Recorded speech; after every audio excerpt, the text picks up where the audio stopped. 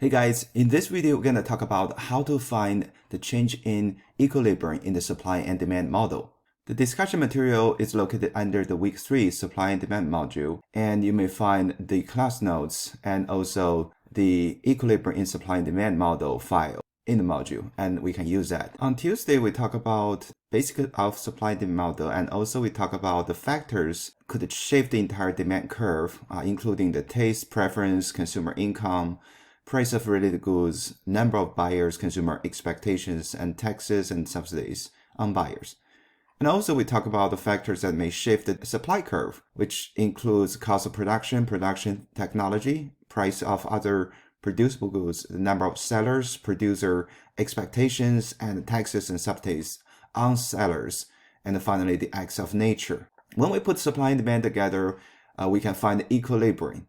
And also we discuss the disequilibrium. And today we're going to talk about the change in equilibrium. So the basic rule is when there is one curve shifts, we can determine how both price and quantity change. When both supply and demand curve shift simultaneously, we can only determine either price or quantity change. And the other variable is determined by the magnitude of shifts in supply and demand. So let's use one example to demonstrate the changes in equilibrium. Suppose we are in the Dallas Mavericks t-shirts market, and we have two cases. The first case is when the price of cotton increase, what happened to the equilibrium price and quantity. And the second case is when the Mavericks win the national championship and what happened to the market supply and demand. First, you should determine when each case happened, which curve is going to shift and to what direction this curve is changed. Will supply increase or decrease? Will demand increase or decrease? You should telling this based on factors that may shift the supply curve or demand curve. So in the first case, the price of cotton increases, and we may think about which side this impact, the supply side or demand side. And you got it right. It should be on the supply side of making t-shirt, because the price of cotton increase will not change the behaviors of the buyers directly. So it will affect the cost of production for producers directly. As price of cotton increases, we understand that the supply will becomes less because the cost of production increases. On the second case, when the Mavericks win the national championship, that will change the behaviors of consumer directly, because under these circumstances, the consumer will find that wearing the Dallas Mavericks t-shirt preferable. So the taste will shift to the t-shirts of the Dallas Mavericks. So demand on the t-shirt will shift to the right. Now let's demonstrate the impact of the change in supply and demand in the graph. So under first case, we know as the price of cotton increases, the cost of production increases, the supply curve is the one to change and will shift to the left to indicate there is a decrease in supply.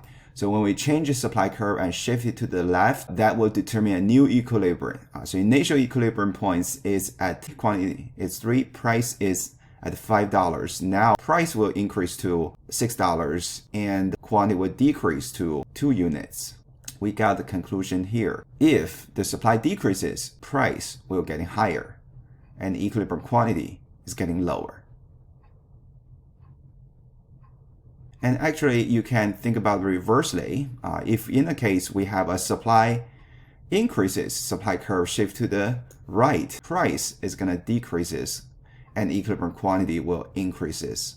And the logic behind all this change is if something happen affects supply directly, supply curve is going to change directly and causing the price and quantity change. And indirectly, when the price changes, the quantity demanded is going to change. So in the first case, when we have a supply decreases in the picture, the price will be raised. And we can see as price increases, quantity demanded will decreases. So we see the points move along the demand curve. But demand itself won't change. Now talking about the second case, when Mavericks win the championship makes the demand to increase. As demand increases, what happened in the picture? Demand curve shift to the right.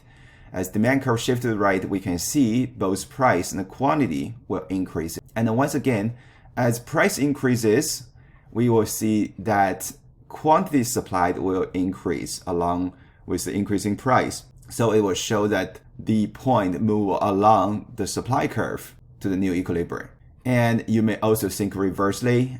As demand decreases, demand curve shift to the left, and we will have a decrease in both price and the quantity. So you may think, what will happen if supply and demand curve shift simultaneously, which is they both shift at the same time. In the file that I posted on Canvas, there is a demonstration as there's an increase in supply as well as an increase in demand when both curves shift simultaneously. Then the result will be illustrates like to if both curves shift simultaneously, both supply and demand increases, and we can actually view this as they happen separately. And we know as supply increases, equilibrium price reduces and equilibrium quantity increases. As demand increases, both price and quantity increases. So the total outcome is from supply side is a decrease in price and increase in equilibrium quantity. And demand side is an increase in price and increase in equilibrium quantity. So we can see the impact on quantity will both increase quantity. So the result will be if both curve increases, quantity in new equilibrium will definitely increases. However, the impacts on the price from supply side is to reduce price and demand side is to increase price. So we cannot really tell how price is going to change without further information, without knowing which curve shift more. If supply curve shift more, the impact from supply side will dominate, price will decreases. If demand side dominance or demand curve shift more, price is going to increases. If both sides shift simultaneously at the same distance, and price will remain unchanged. So price as a variable could increase, decrease, or remain unchanged depending on supply and demand, which curve shift more. But quantity will definitely increase.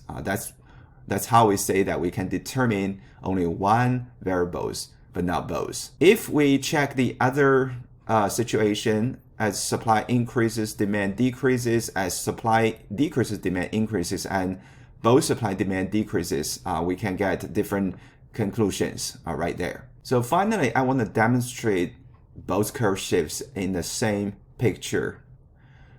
We can do that as one example as supply and demand both increases graphically. So both curve is going to shift to the right. When supply shift to the right, we got this shift.